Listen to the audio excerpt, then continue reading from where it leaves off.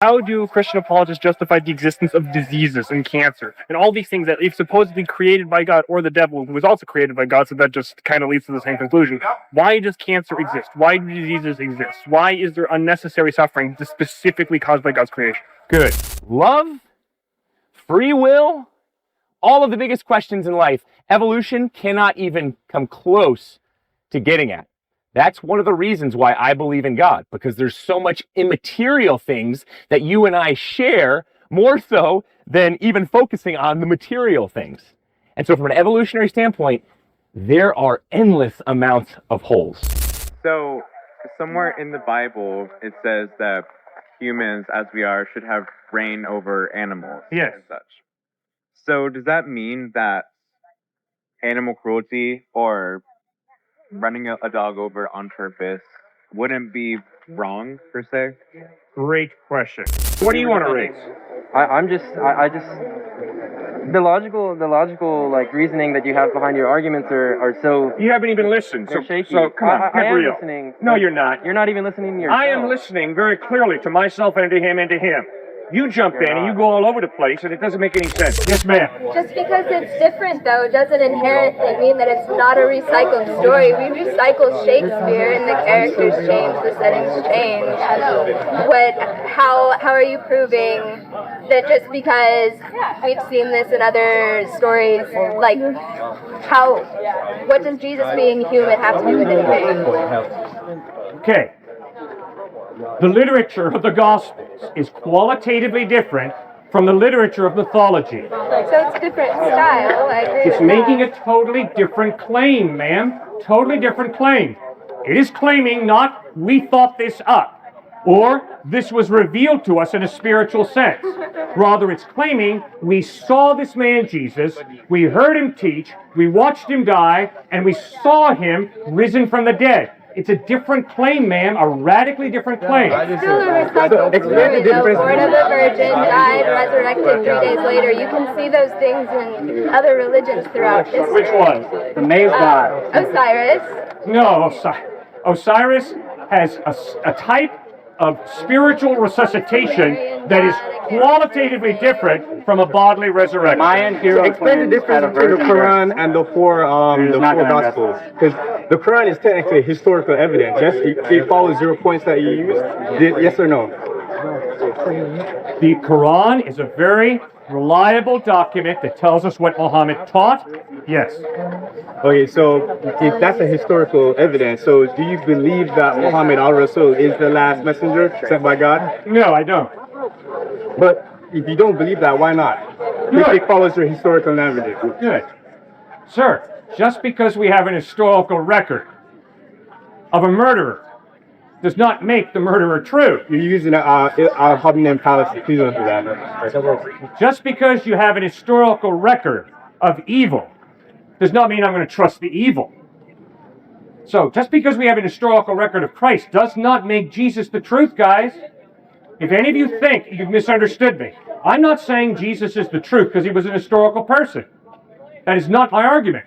My argument is, this is the claim of the text, that he was a real space-time person who made a claim to be God in human form. God come to the rescue to save us and give us eternal life. Now the question is there historical evidence that points to him being a liar, a wacko, or is the evidence that he's reliable and trustworthy? And my point is, the historical evidence of his life, teachings, death, and resurrection points to him being reliable.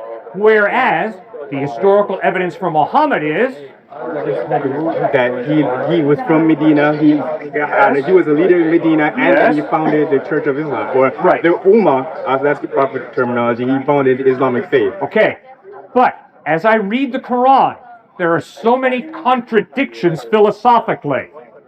There are so many contradictions in terms of his lifestyle that I cannot trust Muhammad to reveal God accurately. You can notice, I read the Quran. All right. Repeatedly in the Quran, Muhammad writes, Jesus is not God. No problem, except the eyewitnesses who heard Christ, who watched Christ, in the Bible, insisted that Jesus is God. That was his claim. In the Quran, in the Bible, let's just put that in the Gospels, that's right. In the Gospels, Matthew, Mark, Luke, and John record that Jesus claimed to be God. So now I have to make a decision. Is the Quran, written over 500 years after Christ, by a man who was born in 570, who obviously never met Christ, is that a more reliable source of information about what Jesus claimed than the eyewitnesses who saw Christ, who lived with Christ? Sir, that's a no-brainer. If I want to find out about an historical person, I don't go to some dude who lived 500 years after the fact. But then Instead, again, I go to the eyewitnesses. the Gospels were written a couple hundred years after the fact that Jesus died. Yes or No, sir. No. Please tell me. You bet. Clement, Bishop of Rome, in 95 AD. 95 AD. 95 years after. No, 60 years after Christ. He's writing letters in which he quotes Matthew, Mark, and Luke, and the letters of Paul. So, you've got a letter, 95 AD, written by Clement, Bishop of Rome, in which he's quoting the Gospels, the writings of Paul. Obviously, they were in existence. They're being quoted in letters written in 95 AD. So the Gospels were not written hundreds of years after the fact. They were written right in the first century. I have a question. Yes, sir. Are we going to discuss any questions of ontology today? Like, If you raise it, we'll answer it. well, I'm raising it right now. Good. What's your point? My point is the whole issue of God is a question of ontology. Either he exists or he doesn't. That's why we're all here, right? Good. Very good. So, either he exists or he doesn't. What's your proof for his existence? I don't prove that God exists. Instead, I gather evidence that God exists. And the evidence that God exists is, first of all, everything that has a beginning has a cause. The universe has a beginning, therefore the universe has a cause. What is the best answer to the question, who or what caused the universe? Matter is not eternal. So what's the best answer? Nothing comes from nothing. You never get something coming from nothing. So the best answer to the question, who or what began the universe, is an eternal being who's explosively creative. Second piece of evidence that God exists. Order and design point to a designer. 100 times out of 100, in our observation of life, be it a delicious meal, there's a chef behind it, be it a building, there's an architect and builder behind it, be it a BMW or Mercedes or Chevy, there's a mechanic behind it. 100 times out of 100, order and design point to an intelligent mind. Third piece of evidence for the existence of God, love. Love is not a chemical reaction.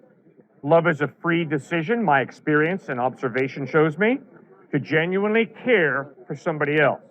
Love shows me that reality is bigger than just matter and energy. Obviously, matter and energy are very real, but love is an intangible value that really exists. And in fact, it makes my life go round and round.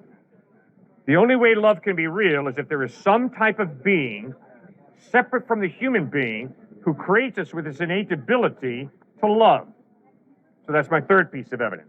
Fourth piece of evidence for the existence of God is the irreducible complexity of a single cell. Michael Behe, the biochemist at Lehigh University, wrote a book called Darwin's Black Box. And in this book, he points out Darwin did not have powerful enough microscopes to understand that there are certain things that are irreducibly complex, like a single living cell. Irreducibly complex, meaning by that, it cannot evolve from one step to another. Now, I know many of us find that difficult. I find it difficult. But I love the analogy that Michael Behe, the biochemist at Lehigh, uses. Mousetrap.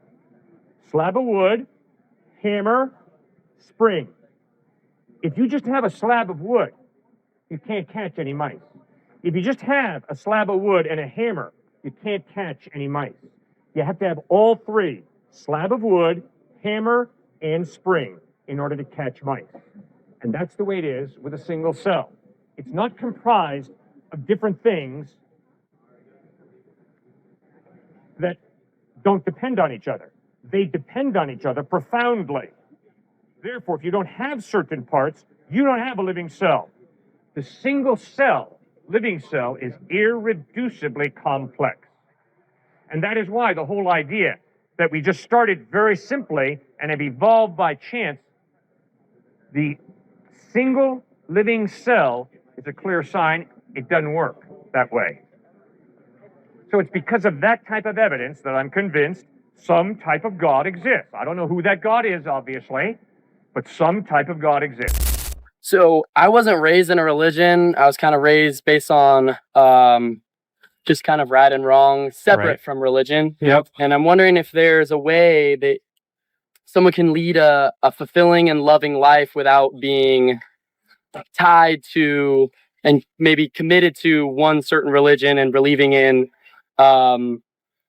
Jesus. Yep. And I believe in a higher power, and I believe in there's something greater. Obviously, we all have guilt, and we all have something that makes us different from anything else in the world.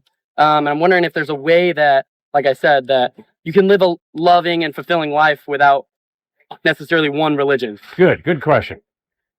I can be a total atheist and love her and love him.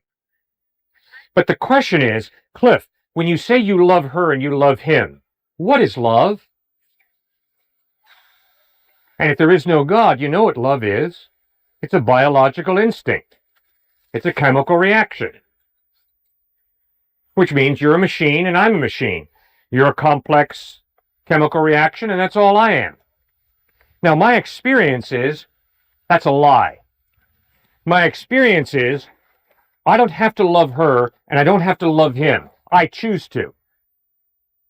And too many times we choose to lust, we choose to use people sexually.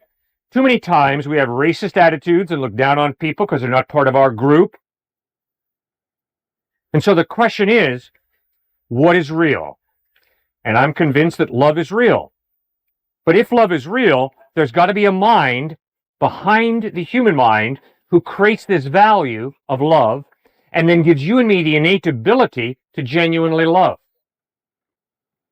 Does that have to be tied to Christianity? Like I know somebody brought up another question about other religions. Right.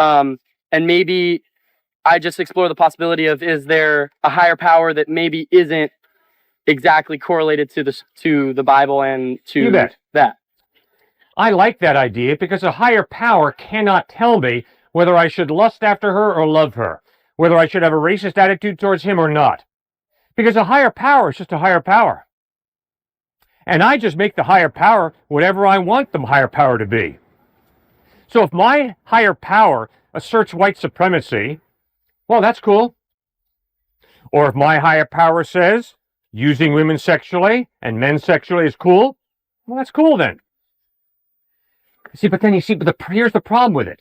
The problem is, what convinces me that my higher power is not simply an idealized version of myself? And that is usually what happens when a person says, well, I believe in a higher power. Just ask him, really, tell me what this higher power is like. What is this higher power's character? What does this higher power want you to do with your life? And usually what you're going to find out is, it's just an idealized version of themselves. My higher power is a Republican. Oh, really? Yeah, my higher power is a white guy. Really? Yeah, my higher power likes basketball. Really? Yeah, my higher power likes having grandchildren. Really? That's just an idealized version of me. That's not really God. It's just an idealized version of me. The challenge for us as thinking human beings is to get in touch with the real, true, living God, not just to create an idealized version of myself. How do Christian apologists justify the existence of diseases and cancer and all these things that if supposedly created by God or the devil, who was also created by God, so that just kind of leads to the same conclusion? Why does cancer exist? Why do diseases exist? Why is there unnecessary suffering specifically caused by God's creation? Good. If I haul back, slap him in the face, and you ask me, hey, Cliff, why'd you slap the guy? And I say to you, because God made me do it. You accept that? Good. That's a lie. God did not make me strike him. I chose to strike him. God gave me a free will and a hand. He gave me this hand to respect and love the man, not to smack him. But if I, because I have a free will, choose to smack him and then blame God, I'm a con artist. Now, Genesis chapter 3 records how we human beings took the good gifts that God gave us, twisted them, and redefine the purpose of those gifts. The gift of sex, not given me to enjoy within the context of a lifelong commitment with one woman, given me to enjoy sex with as many women as I can have sex with. And if I want to have sex with an animal, so be it. It doesn't matter. It's whatever I define, whatever I choose. My choice is God.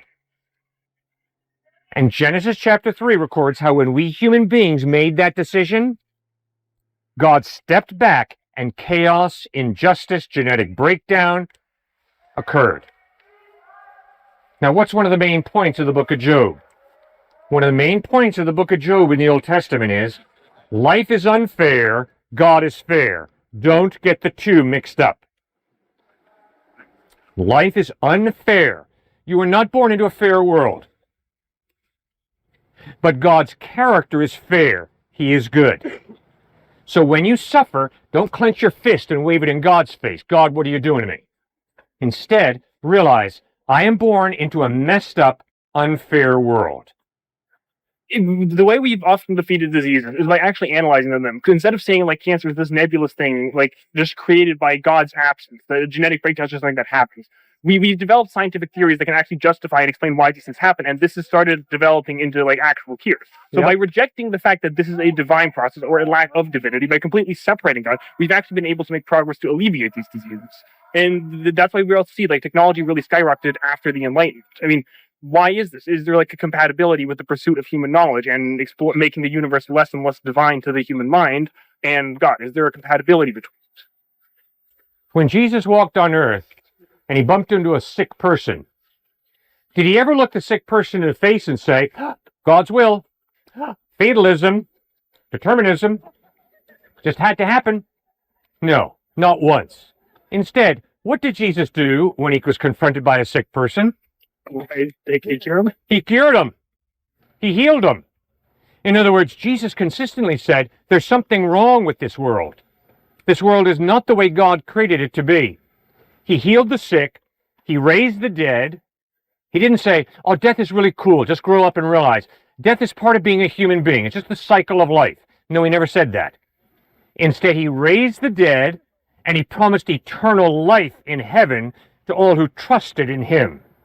So death is not cool. Sickness and disease are not cool. He healed. Now, 122 of the first 123 universities in this country were begun by Christians. Why? Because a Christian understands God gave me a rational mind. And by exercising this rational mind, I can find a cure for disease and sickness. I can prolong life. And that is a biblical worldview. Death is not good. Death is the last enemy, Paul writes in 1 Corinthians 15. Then that begs the question, Yes? before Christianity, would people just be fine with death? Because if it's an inherently Christian virtue to say that death is wrong, why just not like kill yourself before Jesus came down? Good. We read it in Genesis, chapter 1, verse 27. God created man in his own image. In the image of God he created him. Male and female he created them. So the Bible insists life is a gift from God. Death ends life. Death is an enemy. So the great Hebrew prophets were insisting, you better not do evil. You better not rip off the poor. You better promote justice and integrity and compassion. And that was long before Jesus. So the point is, all of my atheist friends, all of my agnostic friends have consciences, because we're all created in the image of God, which means all of my atheist and agnostic friends at times do a lot of good when they follow their conscience and their rational mind. But when they follow instinct, too often they mess up. And guess what? That's no different from me. When I follow some of my instincts, I mess up. That's why I need God's help. That's why I need Jesus Christ. Contextualize this by saying, I care more for you as a person than I do for any theological differences. That being said, I have a question. You said that in evolution, it is only kill or be killed. Why then is altruism such a successful evolutionary trait? Yeah. And the second part of that question is, by what absolute moral metric is a world in which unconditional love is provided freely, by what metric is that a better world than a world where strife and struggle are common? Because it seems innate to the human mind that we are far more developed to contextualize, understand, and remember negative emotions and respond to negative feedback than positive. It seems inherent that we're designed to cope and cooperate around the struggles we go through than through the positives we experience. Why then is it inherently better to have a world where there's some omniscient being that loves us than to have a stark, cold world that just is and that just is experienced? That seems far more richer and fuller to me than to have love subjected upon me by some being who refuses to interact with me. So do you live your life as if life is just blind, pitiless indifference, where you're just going to the dark pit, you're just a bag of chemicals, you don't ultimately have any value or significance? So if there is no God, you're going to have to live that out, and I love that you're basically saying that. So live it out. That's a pretty depressed existence. That wasn't what I said. I think altruism is a far... No, I'm taking your second question. Okay. We got to go. You're very sharp. Sure. We got to go one at a time here. Sorry. Yeah. I'm going after your second point, though. Your first one, it still doesn't line up, man. Yes, there is reciprocal altruism in evolution. Couldn't agree more. But that is all about your tribe. You living for human rights and joining a nonprofit to help those who are completely different than you over in Myanmar or Saudi Arabia, how does that line up with an evolutionary desire? Because I would say it's ultimately selfish, because you're not sticking with your own tribe. We can understand we can only index about 150 people. And beyond that, we lose significance and it becomes statistics. So we can only have altruism for small group tribal effect. But we can extrapolate that what works in this situation must work on a worldwide scale. That's just an example of intelligence. That's not a refutation of altruism as a trait. No, but it's all about your own tribe. You're selfish. You're selfish to leave your own tribe to help other people, because that's not helping your own tribe, because they're competing tribes. And so by you leaving your tribe to help those who are far away, I mean, any evolutionary psychologist that I've read says that. I don't know where you're getting yours. Because we can extrapolate the survival of our species. In an unintelligent mind, the species is only the tribe. But intelligent mind... Sorry. No, he just wants me to project, Bob. Sorry. The intelligent mind can extrapolate that the survival of the species is for more than just the singular tribe. It's for all of the tribes of that same species across the planet. And I'm not saying that's inherently good, because it has caused such horrible situations in our climate and horrible situations in our economies and horrible situations in our government. But that doesn't seem like a refutation of the inherent good of altruism. And it doesn't seem like the statement that altruism is inherently selfishness, because that is the giving of the self for others. It's just an extrapolation of the base trait that is unintelligent to an intelligent worldview, a world frame that is modified by intelligent viewpoints. I hear you talking about the evolution of tribes. Okay, well then why are Republicans and Democrats so at each other's throats? I'm pretty sure we see some serious tribalism going on in this day and age. Well, It's always there and always will be there until Christ returns to fully redeem this place. There is often far more similarity across divides than within specific right or left denominations of politics. The larger political landscape is just the extrapolation of smaller political tribes unifying across boundaries. So let's say Guy B is in tribe with Guy A and Guy C.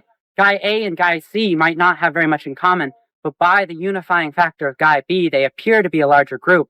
So saying that Democrats and Republicans are tribes is ignoring what you said about small-scale tribalism. No. Large-scale tribalism and loving and sacrificing for your enemy does not line up with your evolutionary theory.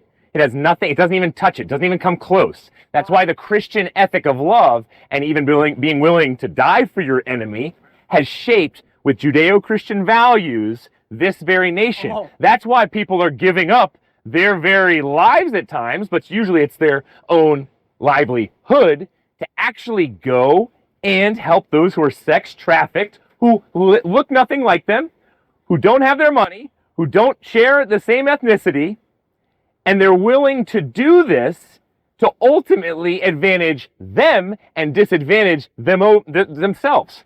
So from an evolutionary perspective, that does not stack up. I want to say this. Yes. A very large portion of the good in our modern society comes from religious beliefs. And that you're true Yes. in some manners. A lot of what our modern world is cannot be directly ascribed to evolution. But I think that's a large part of the factor of intelligence on evolutionary systems. Like you can see in the modern ecosystem, evolution is broken down because of the effects of intelligence. Like human intelligence is just on a different scale than evolution. It affects people and systems in a way that evolution cannot handle for, because evolution is built on long time scale randomness. Yep. And intelligence is so much better at manipulating short scale that it just outweighs long scale evolution on every metric. Right. But that's not an ascription or a refutation for the existence of evolution as an effect. And it's not also not a statement that altruism can't create the world we live in. Altruism is very capable of creating the love between people that we see. You just use intelligence to extrapolate the love for the one you see. Like right now, I love you more than people who are very much more like me across the world. Like I have very much. But what if I hate you? Why would you love me? If I want to come after you and dominate you like evolution clearly claims, the strong eating the weak, destroying, that's what Nietzsche said. That's why Nietzsche said, oh, you Christians, let's get rid of that type of slave morality. It's all about the powerful eating the weak. And that's why Hitler, hold on, that's why Hitler said, I'm going to adopt Nietzsche's ultimate philosophy for life, and I'm going to take the Jews, they're very different from our Aryan race, and I'm going to wipe them out. That's based off of your evolutionary theory. He was consistent. I think you're being terribly inconsistent. Sorry, not to offend you. I think there's some truth in what you're saying, but that is very inconsistent, my friend. And so you have to start to understand, why do I truly love others? I can get to the point of understanding, yes, be kind to others, especially your own tribe, and protect them. But you can be kind within your worldview. Sure, absolutely. You scratch my back, I'll scratch your back. That aligns with evolution. But if a student over there is crossing the street and they drop their backpack and come back and the car is speeding down the street and you jump in front of the car in order to push that student who you look nothing alike, you did not come from the same nation, and you do not have the same socioeconomic background, and you push that student out of the way and get run over by that car, from an evolutionary perspective, you sacrificing your life for that kind of person makes no sense. That's why the Christian faith changed the world. It turned it upside down because the Roman Empire was very consistent in their philosophy. Actually, they were before their time when it came to evolutionary theory. It was in line with that. And so they always said, oh, it's the powerful. You Christians, this dying savior, gross. You love your enemies. That was foreign to every single civilization. It was always about focus on your own tribe and dominate, dominate, dominate. Evolution is the same kind of thing. Do you have certainly within it forms of reciprocal altruism? Absolutely, we agree. But for you to just hop into, I love you, man. I love you. Where do you get that from evolution? How do you get that from evolution? Evolution does, just my last point, and then you go. Evolution does not connect. It cannot explain at all. Richard Dawkins himself has said this many a times, as well as Nietzsche, as well as all the great existentialists, so you're disagreeing with all of your top prophets, cannot touch meaning and purpose, the information and knowledge that we're sharing together, love, free will, all of the biggest questions in life. Evolution cannot even come close to getting at. That's one of the reasons why I believe in God, because there's so much immaterial things that you and I share, more so than even focusing on the material things. And so from an evolutionary standpoint, there are endless amounts of holes. Your first point Yes. was that if you were robbing me, how could I express love for you? If you were robbing me, I wouldn't express love for you. I'd shut down, my emotions would turn off, and I'd run away. Okay. When someone's aggressive or angry towards you, you stop feeling love towards them because they're providing you with a negative experience. Okay. Human civilization, many of its biggest faults come from this. But human civilization, at its basis, is built out of building positive experiences for each other so that as a whole, our efforts can combine to a greater positive experience. Just the statement that some people create negative experiences for others does not refute the point that as a society, creating positive experiences for each other can build to a greater whole because our efforts can compound and make the world better for our children who can make it better for their children. Agreed. So it is not a refutation of evolution to say, oh, some people are being nice to people who aren't like them. Or to say, oh, some people are being mean to other people. That's not a refutation. Prove to me human rights from a scientific standpoint. So human rights aren't scientific. It's Science immaterial. doesn't tell you what you It's should immaterial. do. So how, from a scientific basis, do you get the immaterial human rights or this love that you're talking about? It's immaterial. It's built out of the history of human civilization. Can't prove love and why I should live for love. Because it creates positive experiences. Sure, yeah, agreed. That's material. But you can't get a pound of love, my friend. It's I didn't still say you material. could. That's No, but you're pushing evolutionary theory and science, and I'm just talking about, I agree. And I'm just saying, if there is no God, you have a lot of splaining to do. As in, like, a lot. So you said without God, Yes. you can't explain love. Love is immaterial. Consciousness, immaterial. So You and I, information, you can't see the information you and I are sharing right now. It's immaterial. You just have to say, like Richard Dawkins says, oh, I hate the idea of free will. I'm a determinist because we live by our neurochemicals because there is no God. I hate this idea of free will, but I realize I have to pretend, he says, like it exists. Because I believe I have the capacity to decide whether to go to the loo in there and whether to go get a sandwich in about a half hour from now. I do not believe my neurochemicals are determining me to do that. So what does he say? Free will is an illusion that is not connected to evolution, but it's simply a byproduct. That's an illusion. It was an accident that came from evolution that we live by, but that we really don't have. And so this is my whole point to you. Free will, love, all these great concepts that make sense of life that we live by, it breaks in on you. And you start to say, if I'm just an evolutionist, if I'm an atheist, I've got a lot of beliefs that don't jive with experience.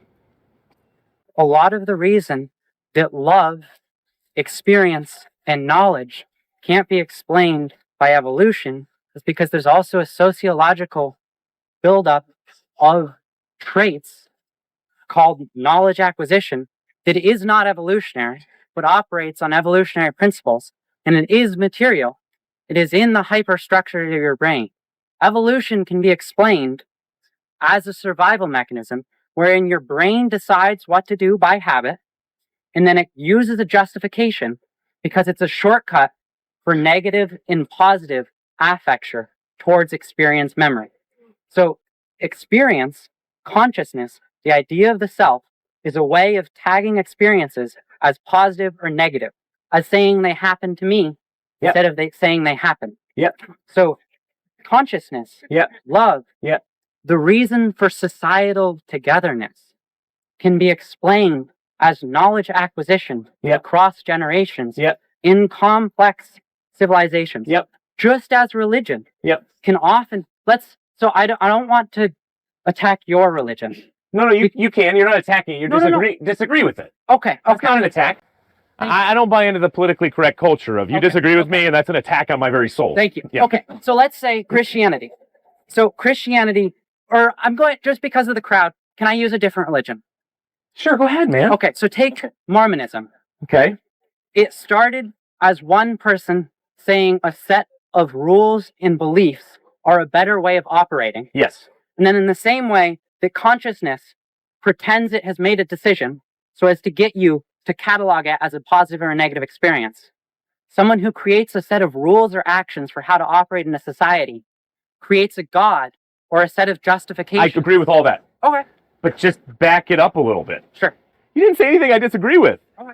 But here's what I would add that you'll disagree with is consciousness, rationality, free will, truth, ethics. All of these are immaterial that started before the experiential. But they You didn't just learn how to love. You didn't just learn your free will. You didn't just learn your consciousness. You didn't just pick up all these things through experience. I'm sorry, but that is a joke. They are That is a complete joke. They can be found in the hyperstructure of the Yes. neurotic architecture. No, they cannot. Consciousness cannot be. I love the last atheist who told me, yes, consciousness, it is physical. I realize I have to be consistent with my worldview, so I have to find a physical understanding of consciousness. So now what we can do is we can hook your brains up to different scans, and you can have a dream state, and your exact dreams about your mother making you a certain meal or a certain potential car accident you get in, we can actually write down every single word and every single action that occurred in your memory. And that's how we explain consciousness. Okay, that's a joke, but I love that he's being consistent at least. How is that a joke? How is that a joke? Because we have not come even close to doing that scientifically. For you to materially write down every single dream I have with every single little detail, that has not been done. And what atheists love to do is they love to make these tremendous leaps in the dark to say, I realize I can't explain consciousness. I can't explain things like memories. So we're going to find ways to somehow fabricate and push our type of worldview in a way where we're going to explain them. It's kind of like scientists right now who are atheists. They say, you know what? Yeah, we can create a cell. We can create a cell. No, you cannot. You have tried for 50 years now in a lab to create a cell. You cannot create a cell. You've come close to splitting a cell, but you cannot create a cell. It has not happened. It will never happen. You need a creator outside of a human being to create something like a cell. You did not come from primordial soup. There is no evidence for that. You can convince me of that, hopefully, if you want me to be an atheist, because you're really proselytizing a lot right now. I'm sorry, I don't mean to try and convince you. I just enjoy the discussion. Well, wait. I enjoy the discussion too, but if you have the truth... I don't think I have the truth. I just have my... You're arguing pretty eloquently right now for your position. I think you believe that you have some type of truth. No. No? I don't believe that the human brain, the way the mind works, is it hallucinates a giant swath of the material, and it only picks up, like, lingually, we're talking about ideas, but we're not, like, explaining the connotations of every word we use. So you're filling in a lot of the meaning of what I say, and I'm just like if you think about it, there's a lot more information in what I'm saying than just the words I'm saying, right? Right. There's a lot more information in what you're giving me that I'm filling in by myself. Yep. From my own memories and from my own knowledge. A lot of that fabricated knowledge is just fabricated. A lot of it's hallucination that's just trained for what will work in the situation. So we're all hallucinating right now in different ways? Oh, yeah. Most of the human... All right, everybody's hallucinating right now. You don't really know if we're here, and you're hearing voices. That's a hallucination. Yeah. Yep. So everybody's hallucinating and delusional right now. Yes. I don't understand why is not everybody on something like lithium or a pill to help your delusions and hallucinations? Because shouldn't we all be on a pill? It's normal. We should all be on a pill to help our hallucinations and delusions. Because pills we will are be for perfect human beings. We'll be perfect minds. This is the whole thing with AI, artificial intelligence. Let's just better ourselves. And that's a typical type of brainwashing here on this campus, which is better yourself. That's the whole point of humanity. And take a pill, then your hallucinations and delusions will be solved, so we can actually have a healthy conversation that makes a lot of sense. Makes a lot of sense. Because what you're saying is we are filling in, misinterpreting, and there's so much more than we don't even realize when it comes to this conversation. Okay, fine. Take a pill, access a broader percentage of your brain, then we can have healthier communication. So if you look at one leaf on a tree and you try and figure out all of the indents and maps and contours of that leaf, you can know the whole rest of that tree is there without looking at it. Okay. Your brain is filling in the knowledge without knowing it's there. Like, I know there's a tree over there because I experienced it earlier, but I'm not seeing it right now. So my brain is filling in the knowledge from memory. And it's like, I don't remember every part of the tree. I don't even remember what color the tree is. But I remember the tree is there and I can fill it in with the generic property of a tree. Okay, you're remembering, so that's immaterial. No, so as a materialist, your memory of that tree, how did you get that memory of the tree? How do you have that memory right now if you're a materialist? I retrieved it by the firing of electrons through my neural architecture. Yeah, that's part of it. But it's still immaterial. The memory is still immaterial. No, it's material. So it's part of it in the sense of, yes. See, this is love as well. You're onto it, man. Okay. Part of love is oxytocin, dopamine, the cuddle chemical. Yes, part of love. But are you going to go home, say you have a girlfriend or a mom, You go home and you just say, and maybe future wife, hey, honey, you know what? I found out what love is today because I'm an atheist. You know what love is? It's just my dopamine. It's just my neurochemicals that are telling me I love you at this point. But tomorrow they could be telling me something different. So I could commit adultery. I could cheat on you because love is just made up in the brain. And we know, based off of things like hallucinations, that your mind, that your brain, that your desires, it's all physical, it's all neurochemicals, can change at any point. And so why don't I go sleep around with as many women as possible, especially from an evolutionary standpoint, back to your point, because we're not made to be monogamous individuals. No, as a white male with a ton of testosterone, I desire to sleep around with as many women as possible. That's why open marriage right now is so seductive in our culture. No. Jesus Christ came and said, the reason why we have monogamy is to have a covenantal relationship, because God designed us for it. Secondly, in the Roman Empire, it was to protect women. The typical Roman male had complete authority over every single hole and orifice on a human woman. Yes, go ahead. You didn't let me finish what I was saying. In remembering the tree is there, yeah, I'm creating a connection. So the tree will still be there when I turn around. Yeah. And so I'm creating an internal validation loop, right, for the existence of the tree. Right. In the same way, love is the knowledge that even though I don't love my wife or my girlfriend right now, I'm creating a long-term stability wherein I will experience positivity again in the future. And even better, I can give positivity to someone else. Good.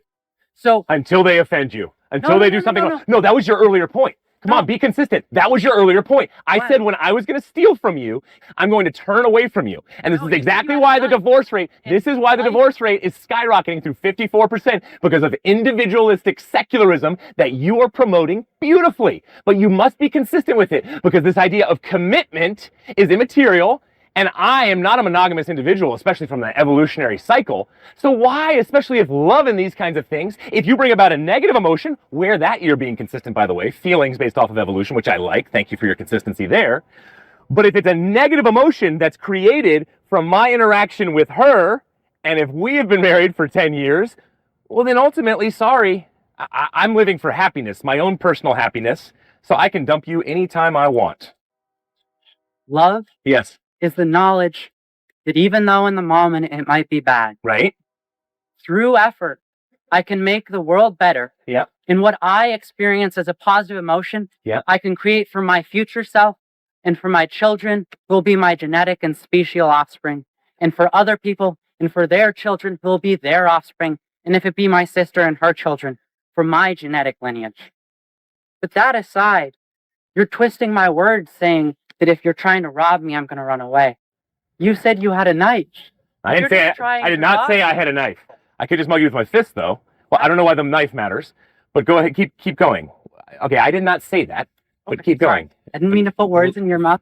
Negative experiences can be, to some amount, contextualized by past experiences, and you can know what will hurt you too much or not. Yep. And if you know someone has created someone in your life who you love and you have a continued relationship with, has a pattern of hurting you too much, right, for you to be able to stand it and go on, right. And yes, the good thing is to move away. Fully agree. But the knowledgeable thing to do is to understand when things are recoverable and when things can be made positive through effort. Right. And that is, again, an immaterial thing. You have to assume through the abstraction out of the trend lines of past experiences. Right. You can't just know that. It can't be an inherent written law. But you said it's immaterial. How as a materialist? I didn't say it was immaterial. No, you just... Did he just say this is immaterial? You just said this is immaterial. I didn't. Well, I must be hallucinating then.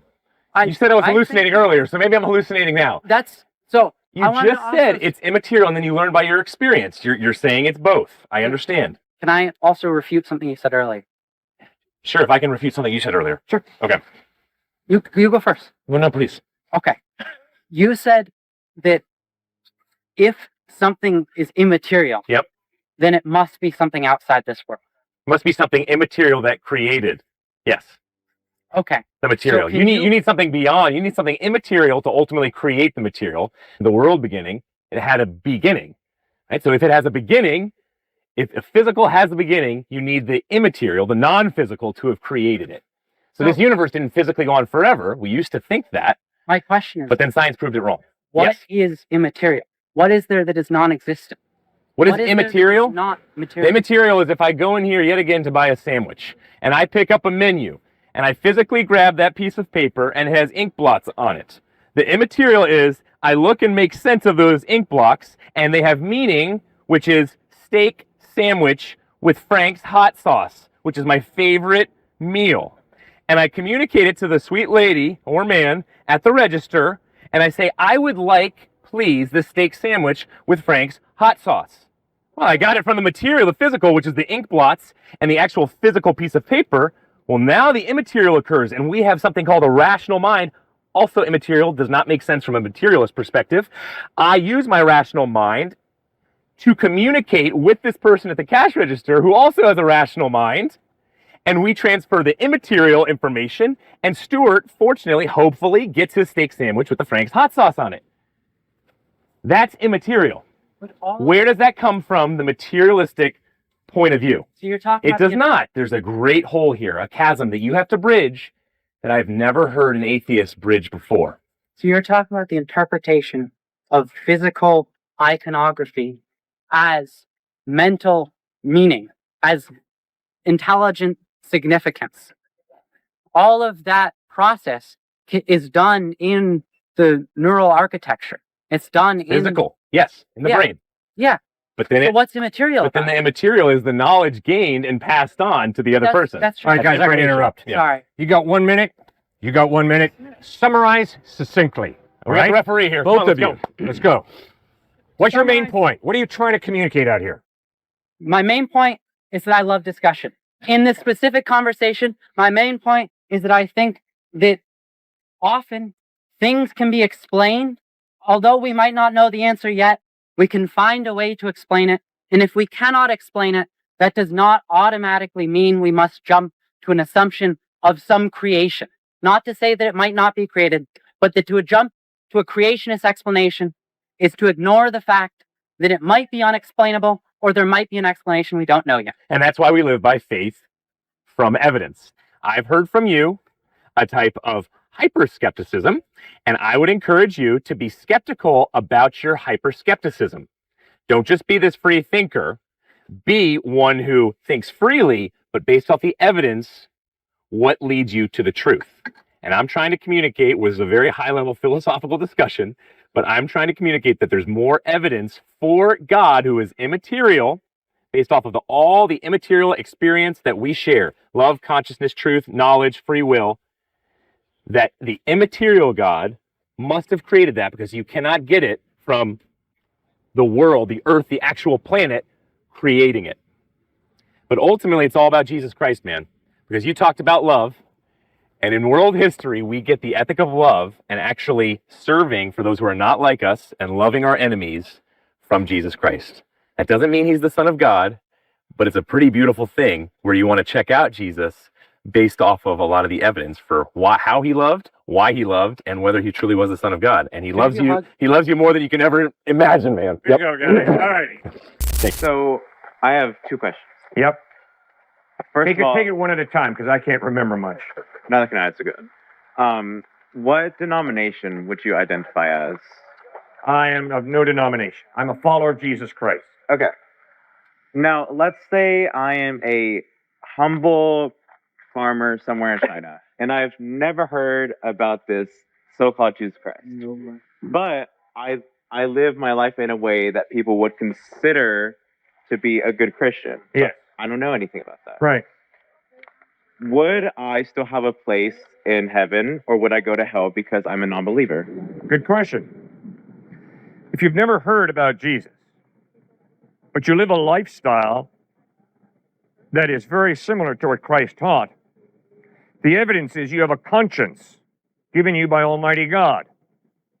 And you are choosing to exercise that conscience in a very responsible way.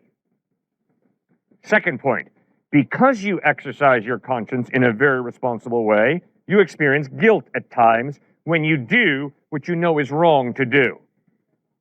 Like me. Therefore, you get to the point where you realize, I need God's help. Just the way Stuart said, just the way Joshua said, I need God's help. Whoever God is, I need his help. And there are going to be a lot of people in heaven who lived before Christ that the Bible talks about are going to be in heaven because they did exactly what I just told you. Abraham, Isaac, Jacob, Moses, Rahab, a Gentile prostitute. They all struggled to live good lives. They realized, oh gosh, I blew it. They experienced guilt, and they threw themselves upon God, saying, I don't know how you're going to do it, but I'm trusting you. And so there are going to be a lot of people in heaven who never heard the word Jesus, like Abraham, Isaac, Jacob, Moses, Rahab, a Gentile prostitute, listed in Hebrews chapter 11, who to the best of their ability responded to all the light that God gave them. Trusting in God, throwing themselves upon God, they are responsible. Now, all of us here have the opportunity to do work. None of you are stupid right here. None of you are ignorant right here. And you have more than ample opportunity, each one of you, to read Matthew, Mark, Luke, and John. It's about 140 pages.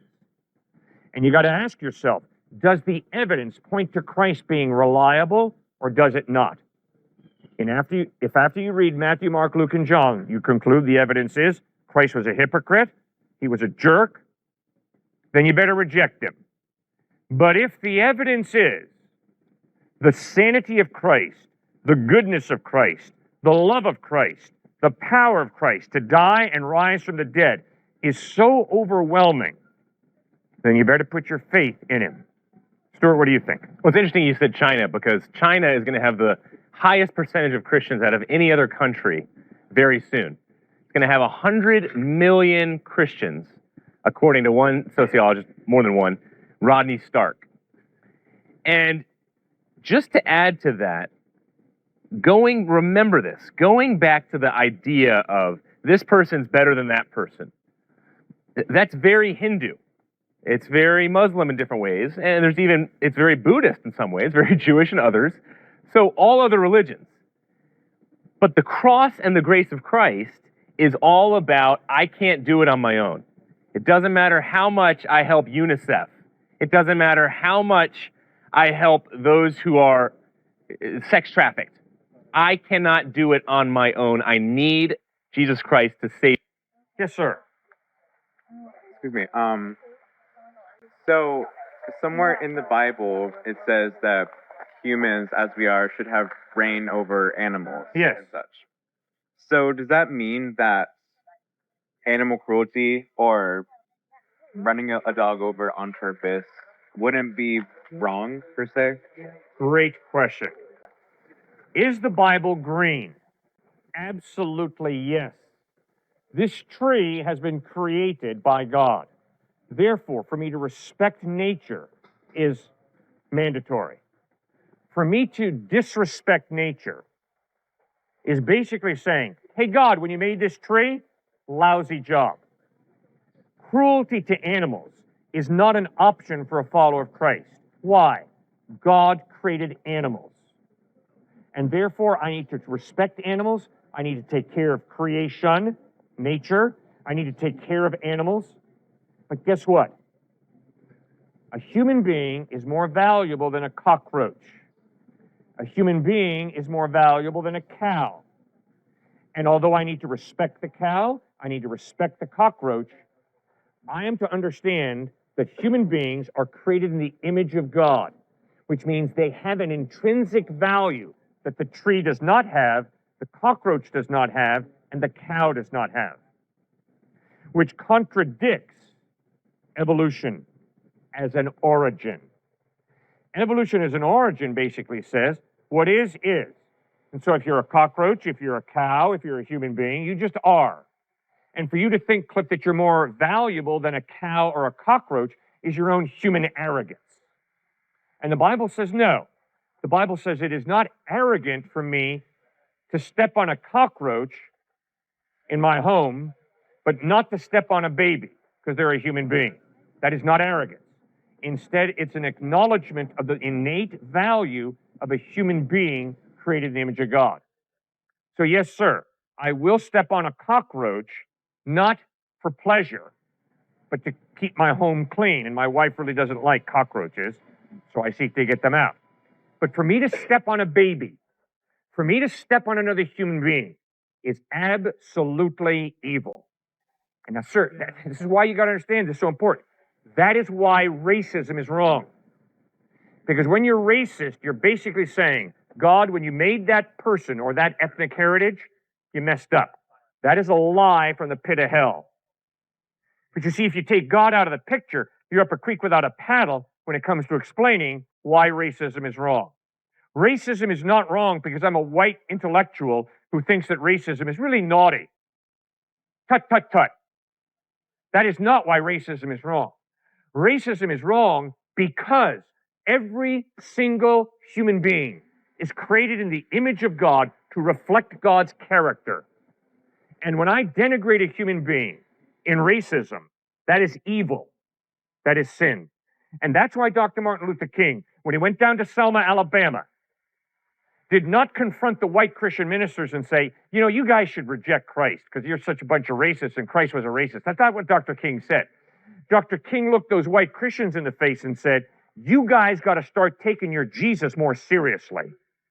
And when you take Jesus seriously, you will separate from your culture's racist policies, and you will stand for the dignity and sanctity of every human life. Dr. King was right on that point. He was 100% correct.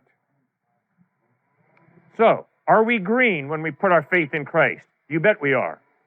It doesn't mean we worship nature. Nature is not God. Nature is not part of God. Nature is part of God's beautiful creation. And we really respect human beings because we understand human beings are not accidents. They're human beings created in the image of God. Stuart? Well, when Jesus talks about who's going to heaven in Matthew, it's not those, in specific chapters at the end of Matthew, it's not those that are, again, just putting their faith and belief in him. Now you get the question of, well, where were you when I was sick and in prison? You didn't feed me. You didn't help me out, the poor. Now all of a sudden you have the preaching that is there by Jesus, Paul, John the Baptist, but now you also have tremendous social justice. And there's a phenomenal balance that Christians have gotten wrong for years and years and years, which is either or. Christians are just supposed to do social justice, and that's it, and forget about this whole, like, trust Jesus, believe in him, forget about heaven, because that's kind of an opium for the people. But then there's those on the other side who are just preach. Social justice, it's important, but it's really just about the saving of souls.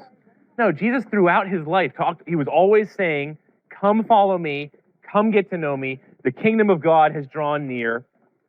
I am the way, the truth, and the life, exclusive truth in order to get to heaven. But then what was he doing? He was always healing the sick, visiting those in prison, casting out demons, resurrecting people. The perfect blend of speaking truth and how to be saved, as well as social justice. And a big part of your question, you go right back to Genesis, and Adam and Eve are supposed to be taking care of the wildlife, including animals, as well as vegetation. Everything. They're supposed to be tending the land.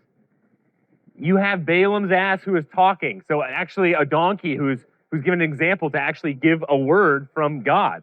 You have the lion will lay down with the lamb in heaven. You have all of these different depictions actually of animals that are doing God's work. That shows that animals are not supposed to be elevated to the point of being created in the image of God. That's only humans. And yet they are high up. They're on a rung that's high up on a ladder in terms of, yes, we're supposed to care and love animals. The problem, though, is we have many animal rights activists today on this campus and others who are elevating animals above humanity. And there are studies showing this. That is very dangerous. One, for example, is 35% now of Americans say that I will save my dog if they're going to get killed by a car in the street ahead of a human that I don't really know. Okay, that's pretty terrifying. And that's what happens when you remove the image of God that's only meant for humans. It's everlasting, either death or everlasting life. And if it's everlasting, it's not really an existence. I mean, Well, so what's the value of that? it's nothing. I mean, it's like, what's the value of God? Like, he was here before, he's here after, he's the Omega, he's the Alpha, but like Yeah. at the end, there's not really a point. I mean, you're. Oh, yes, there is, sir. But I mean, it's If like. God created you, it means there's a purpose to your life. If there is no God and nihilism is true, it means life is meaningless. No. I'm not saying nihilism is true. I'm saying nihilism is a perspective. Well, sure, it's a perspective. No, Look, I mean, think about it. Albert Camus pointed out, if there is no God, the only question you must answer is, why not commit suicide? Because life is ultimately a crapshoot. It's ultimately meaningless. Well, that's nihilism. All right? So I think a really big portion that you're missing out here is that you can impose meaning onto your life. There aren't inherent value systems that are brought forth upon humanity, like once they start to exist. There's like a post-nihilistic avenue for people that think that they want to have a positive life and they can affirm their life. Good. Have a positive life. Good luck. Yeah, but But just be honest with yourself intellectually and realize the positive life that I have today, based on whatever I choose, if I do the opposite tomorrow, that's just as legitimate. Yeah, but which means it's all meaningless. Just remember with your positive attitude that Mother Teresa and Adolf Hitler are in the same place right now, the fertilizer pit, which means it really doesn't matter whether you're Adolf Hitler II or Mother Teresa II. It's all meaningless. So try and live that out. You can't. I don't think you can. But I think instead, you will choose to continuously give your life meaning. Okay, but don't do that if you're gonna believe that nihilism is true. Be intellectually consistent. Well, the reason why I'm not saying nihilism is true, because obviously if you're religious, there's some. I mean, it's all perspective. It's like if I have everlasting life and I'm always happy, I'm not gonna it's like if I hit a lottery, like one day, I'm gonna feel great. If I hit the same lottery the next day, I'm like, that was pretty dope. If I hit it like 100 times in a row, it's not a value. It's just the custom. So if I'm living forever, it's just the custom. It's not really living. That's what nihilistic points of views are. It's not really saying there is no heaven or hell. It's more saying there is heaven and hell, but at the end of the times, it doesn't give a shit because it's just everlasting. All right, Stuart. Well, you're the happiest nihilist I've ever seen. You've had a smile on your face this entire time. I think you have an obsession with like categorizing. No. I've talked to many. I've debated many nihilists on YouTube college campuses. Trust me, they're usually very stoic. Really a social if you're going to be consistent, there's going to be no objective meaning, purpose to your life, significance to your life. Objective, no, I would agree in terms of you can give your life meaning and significance, but everything points to the grave, ultimately. So you can live to help people out, but you're still going to pass. No, Christianity, you're living for a God and for an immortal life where there will always be loving relationships. Well, what evidence? Tremendously different. That's the next question. Yeah, that's the next question. Let's stay on nihilism because it rarely comes up here, and I love it. But it's rare because you never acknowledge it. Nietzsche talks about nihilism a lot too, and he says if you're living.